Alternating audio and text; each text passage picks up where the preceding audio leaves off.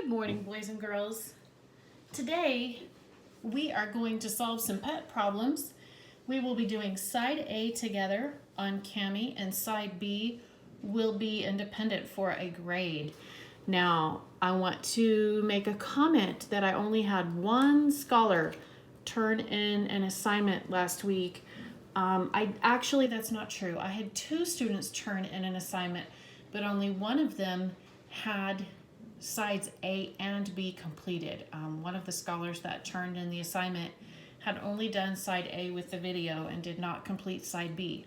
So remember, just like when you work with me in the classroom, side A is what we will be doing together so that we can think through and practice some problems using the organizers, and also so you can get a feel for how Cami works.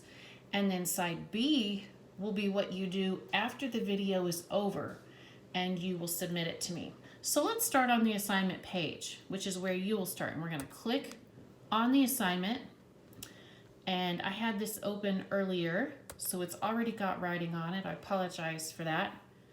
I was messing around with some tools. So let me go through and just erase away.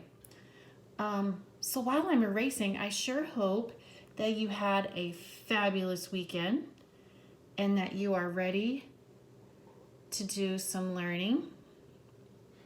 One of the things that you'll notice about Cami is that it does save all of your work. Earlier, I had been making a video for you, which is why all of these things are here.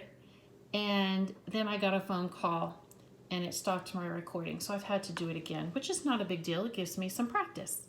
Okay, so side A together, 1, 2, 3 problems. Scrolling down with my finger over here, side B, 1, 2, 3 problems on your own. The other thing that I will tell you that I noticed is the assignments that got turned into me yesterday or last week did not have the strip diagram out to the side. If you are not using that, as we go through these really tricky change problems, you will be very confused. So I do want us to get started using that. All right, let's go ahead and start. I'm going to go ahead and draw those strip diagrams, or at least number 1. And let's go ahead and visualize story 1. My mom gave our puppy 7 dog treats. So I want you to see mom in your head. I want you to see her giving the puppy some treats. We're not going to count 7 out in our head, but we're just going to see that the puppy's gotten quite a few treats. My dad gave our puppy 4 more dog treats.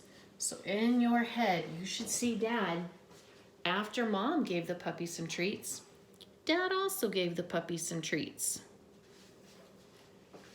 And the question says, how many dog treats did our puppy get? So let's go ahead and fill this out. It says my mom gave our puppy 7 dog treats. So in the beginning, the puppy had 7 treats. Then the treats changed. My dad gave our puppy 4 more dog treats. So the change was 4. But if my puppy got more treats, that is an adding change. And I'm looking for how many treats my puppy got at the end. Now let's go ahead and think through these and put these numbers on our strip diagram. The 7 treats that mom gave the puppy, was that all of the treats or part of the treats? Well, since Dad also gave the puppy some treats, the 7 that mom gave was part. And because mom had already given some, then Dad's treats were also part. So we are looking for the whole. The only time I add is when I'm looking for the whole. So I'm going to take 7 and I'm going to add 4. I'm going to use my touch points. When I add, I touch the biggest number, say its name, and count up on the other number. 7, 8, 9, 10, 11. So my sweet puppy had 11 treats. Oh, that's a lot of treats. Now moving on to number 2. going to hit that dark ink and I'm going to make another strip diagram. Okay, story 2. Sarah had 13 goldfish. So I want you to picture Sarah with a bunch of goldfish. She gave away 7 goldfish. Now I know that 7 is not as many as 13, so I'm going to see her giving some of the fish away, but I'm going to see in my head that when she's done giving away that there are still some fish left. And the question wants to know, how many goldfish does Sarah have left? So at the beginning of the story, Sarah had 13 goldfish. Her fish changed though, because she gave 7 away. Now when I give something away, that is a subtract change. And we're looking for the end again because it wants to know how many she's got left. Now before we subtract, we're going to put these numbers into the strip diagram. The 13 fish that Sarah had at the beginning of the story, were those all of the fish or part of the fish? Well, since she gave some fish away, the 13 at the beginning was all she had. And the 7 fish that she gave away weren't all the fish. And the fish that were left are also not all of the fish. So it looks like we're looking for the missing part, which is always subtract because the only time I add is when I'm looking for the whole. When I subtract, I start with the whole, which is 13, and I take away the part. I'm going to use my touch points to do my subtracting. When I subtract, I touch the first number, say its name, and count back on the other number. Let's do that together. 13, 12, 11, 10, 9, 8, 7, 6. So 6 fish. All right, boys and girls, last one that we're going to do together. Let's go ahead and make our strip diagram. I'm going to choose another color and we are going to be finished. Are you ready? It says on Friday, the pet shop had 14 kittens. So I want you to picture in your head the pet shop. I want you to see the kittens in the pet shop. They sold some of the kittens on Saturday. So in my head, I see that some of them, not all of them, but some of them were sold. They went away. Now they have 8 kittens. How many kittens did the pet shop sell? All right, are you ready for this new challenge? Let's do it. On Friday, the pet shop had 14 kittens. So that's the beginning of my story. In the middle, they sold some of the kittens. So that's a mystery. Notice our mystery number is not at the end this time. Sorry. And when I sell something, it goes away, which is a subtraction change. Kind of looks like a equal sign there. Subtract. And now there are 8 kittens at the end.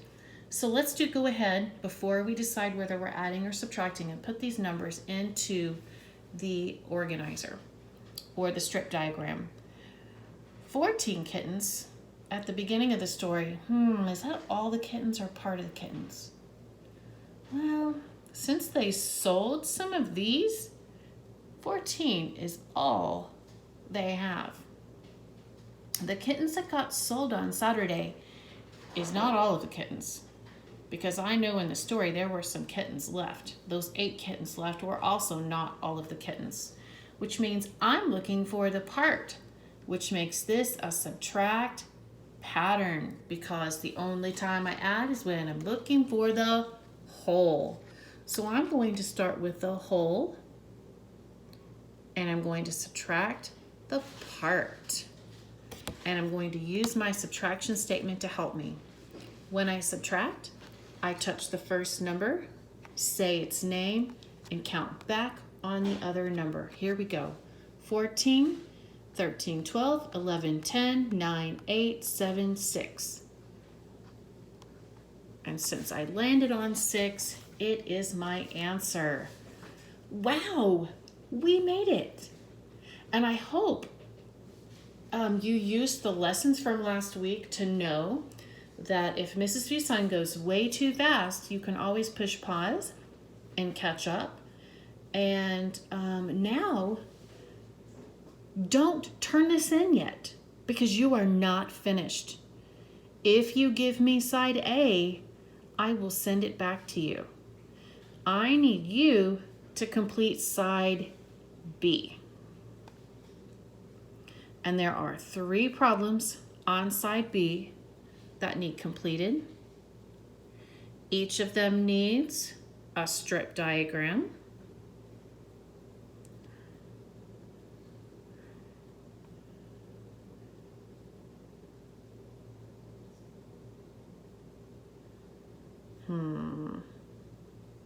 There it goes.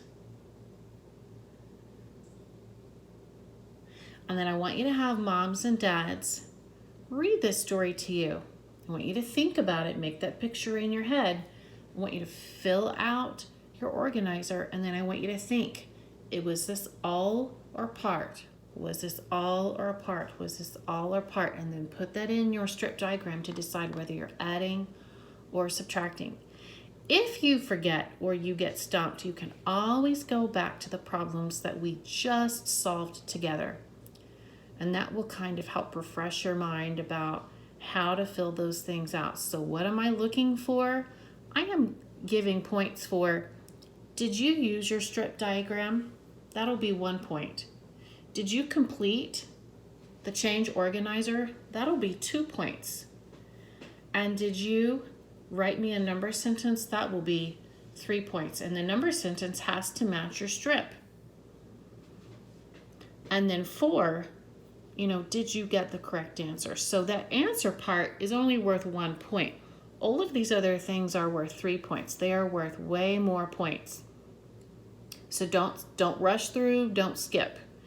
When you are finished, your page, because you're a student, has got a submit button.